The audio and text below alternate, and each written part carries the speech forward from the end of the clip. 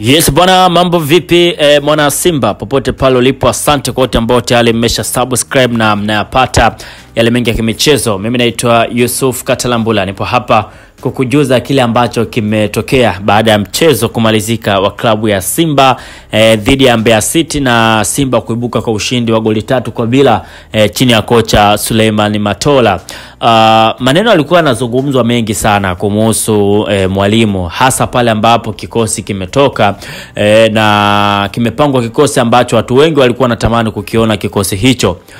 Maandiko yamekuwa mengi sana, lakini pia maneno yamekuwa mengi sana, wengi wakisema kwamba Suleiman Matola alikuwa na msaliti Dimitel Pantev, kwa nini hakuwahi kumwambia kwamba wachezaji gani wanatakiwa kuanza na kadhalika. Sasa Suleiman Matola yeye amejibu, lakini amejibu sehemu ambayo tulihitaji pia kupata vyanzo makini sana ili kujua kile ambacho amekizungumza kilikuwa kina ukweli kiasi gani.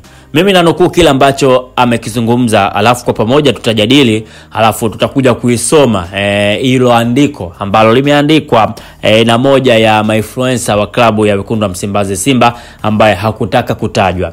Yeye amejibu hivi: taarifa ambazo tumepata kutoka kwa vyanzo vyetu makini kutoka kwa kocha Suleiman Matola zinasema kwamba kitu ambacho kimemuondoa meneja Dimitel Pantev kufutwa kazi katika klabu ya Simba si kwamba hakuwahi kushauriwa na Suleiman Matola, bali alikuwa ni mkaidi pale ambapo anashauriwa juu ya maamuzi yake ya kimbinu na upangaji wa kikosi.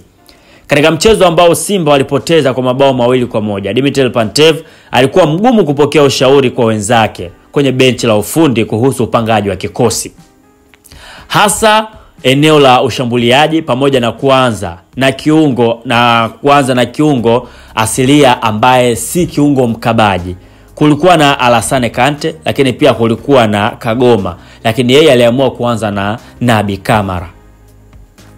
Hivyo viongozi waliona kwamba ni mtu ambaye anaenda kuididimiza timu yao. Kwa hiyo Suleiman Matola yeye anasema kwamba miongoni mwa vitu ambavyo alishauri ni eneo la kiungo. Alimshauri aanze na Yusuf Kagoma ama Alassane Maodo Kante. Kwa hiyo Matola amejivua lawama, amesema asilaumiwe yeye, bali kile ambacho kimemfanya kocha huyo afukuzwe ni ukaidi wake na kutotaka kusikiliza ushauri kutoka kwa mtu yoyote.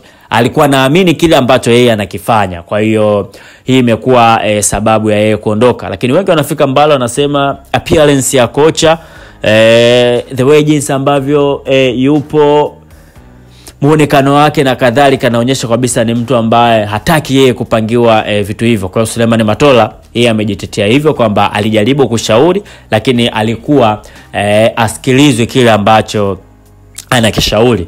Lakini pia Suleiman Matola amejibu kile ambacho watu wengi wanajiuliza. Watu wanasema kwamba makocha wanakuja na kuondoka, lakini Suleiman Matola bado yupo. Huenda Matola ndiye mtu ambaye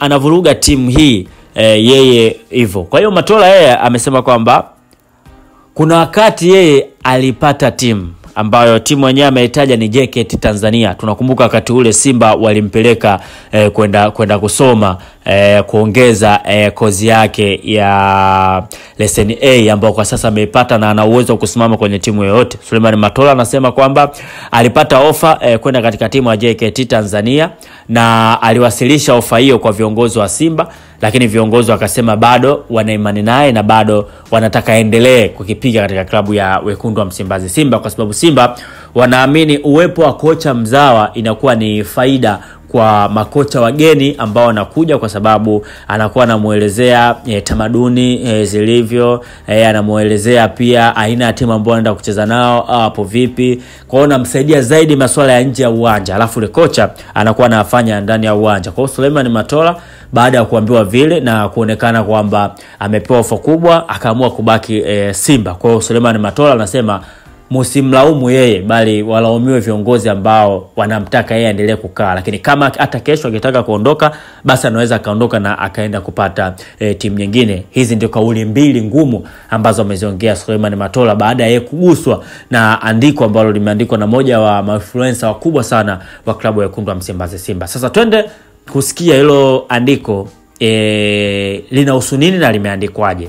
Na nukuu kile ambacho kimeandikwa. Ameanza hivi: anayetuvuruga pale ni Mangungu. Hawa wanashindwa kumtaja kwa jina tu, lakini Mangungu ndo sosi wa kila kitu. Mangungu na Try Again ni maswahiba mno. Kitendo cha Try Again kutolewa katika cheo chake ndio chanzo ya mambo yote haya. Mangungu anaforce kuvuruga ili onekane bila Try Again timu haiwezi kufanikiwa. Na hawa wote wana chembe za Young Africans. Zile goli 5 za Young Africans ni hawa wawili walishirikiana na baadhi ya wachezaji ndio waliuza mechi kwa kuchukua pesa kwa Kansela Salah. Ikaja mechi na Tanzania Prison, ile wanafungwa goli 2 pale Mbeya, nayo wakaforce Adake Manula, walichukua pesa kwa Salah. Lengo lao ni kutaka kumfelisha Mohamed Dewji na bodi yake. Kumbuka kwamba wakati huo Kansela Salah alikuwa anahitaji klabu ya Wekundu wa Msimbazi Simba. Wanachama na mashabiki wanatakiwa kuungana na kuendelea kupiga kelele kuhakikisha anaondoka Murtaza Ali Mangungu kwenye eneo ambalo yupo.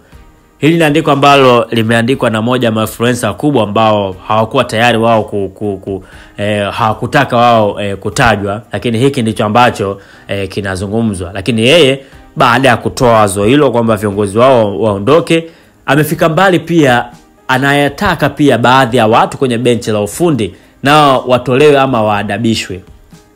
Ameendelea kusema hivi: itakuwa vizuri kama mkisafisha na hawa nao watafute changamoto mpya kwingine na kuleta wengine wapya kwa ajili ya maendeleo. Wa kwanza ni Suleiman Matola. Pengine hii ndio sababu pia Matola naye kujibu. Amesema hivi: kocha msaidizi wa muda mrefu. Huyu amekuwa katika nafasi hiyo kwa muda mrefu sana. Makocha wanakuja na kuondoka, yeye yupo tu. Kwa hali ya kibinadamu, akija kocha mpya akisikia msaidizi yupo kwa miaka mingi na kuna makocha wakuu wamekuja na kufukuzwa, yeye yupo tu, basi yeye ataona huyu sio mtu sahihi kwake kumshirikisha, kwani anaweza asiwe msaada kwake, kwani anaweza kufukuzwa yeye kocha mkuu na msaidizi akabaki. Anawaza hisi pia huyu ndiye chanzo cha haya mengine yote kutokea, kwa maana kocha anaweza akaja pia wasiwe na mawasiliano mazuri, kwa sababu akiamini uwepo wake wa muda mrefu umekuwa changamoto. Kwa Mwamba anataka pia Suleiman Matola nayo afukuzwe.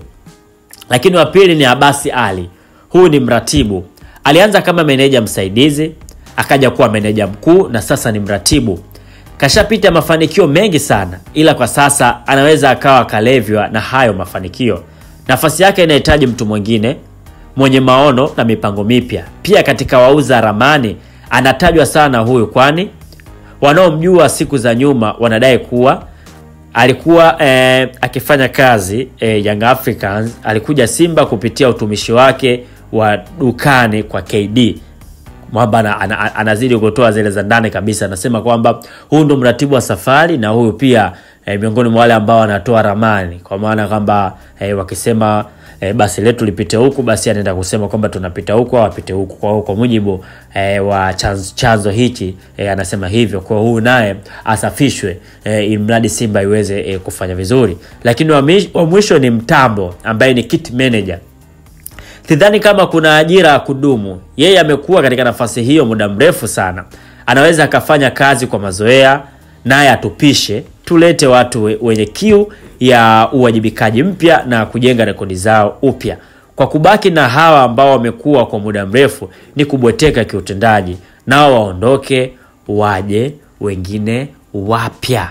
Mwamba ndiye anasema hivyo kwamba hawa nao waondoke, waje wengine wapya. Kwa hiyo eneo la viongozi bado limekuwa likipigwa kelele. Tumalize na baadhi ya watu ambao pia waliwahi kupita katika klabu ya Simba nao wakaongea kuhusiana na uongozi lakini haujafanywa kazi. Wa kwanza ni Patrick Ausems. Yeye aliwahi kuongea akasema kwamba ili Simba isonge mbele ni lazima viongozi baadhi waondoke. Lakini Fadlu Davids naye aliwahi kusema hii slogan ya nguvu moja ipo kwa mashabiki tu, ila sio kwa viongozi kwa sababu viongozi wamegawanyika. Naye mlinzi ambaye kwa sasa yupo USM Alger, Sheikh Fondo Malone, pia aliwahi kusema kuwa uongozi wa Simba una shida na unapaswa kuwa wamoja kuelekea msimu mpya ili wakashinde taji.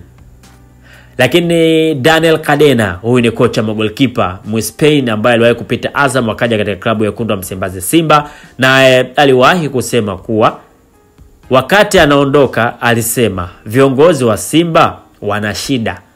Na wa mwisho ni kocha Hemedi Morocco ambaye alikuwa caretaker. Huyu alikaa wiki moja tu, lakini wiki moja hiyo ilitosha yeye kuona madhaifu ya viongozi wa Simba. Akasema kwamba wakitaka kufanikiwa wawe wamoja, warudi wakae pamoja, wawe sawa. Wana wachezaji wazuri ila bila umoja itakuwa ni ngumu kufika mbali.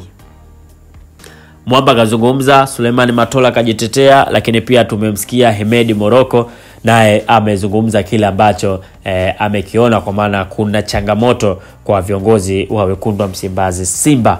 Kikao kimemalizika na kila kitu kimezungumzwa, kwa maana bado utendaji tu, na taarifa ambayo tupo nao ni kwamba kuanzia tarehe 5 wataanza kutoa kadi za wanachama. Je, kuna mabadiliko yote ambayo tutayaona? Tusubiri na tuone. Lakini asante kwa Bati Quality, mabingwa kutengeneza na kuzalisha mabati. Hawa wana mabati ya aina zote, kwa maana mgongo mpana, mgongo mwembamba, yale ya matilo ya chenga pamoja na yale ya mfano wa vigayo. Ukiagiza mabati na Bati Quality kwa misumali pamoja na usafiri ni bure kabisa. Wana warranty zaidi ya miaka 10. Ukiweka bati leo litadumu zaidi ya miaka na miaka. Mimi naitwa Yusuf Katalambula. Asante kama wewe tayari umesha subscribe Off Pitch TV, kwani unapata yale mengi ya kimichezo. Bye bye mpaka wakati mwingine tena.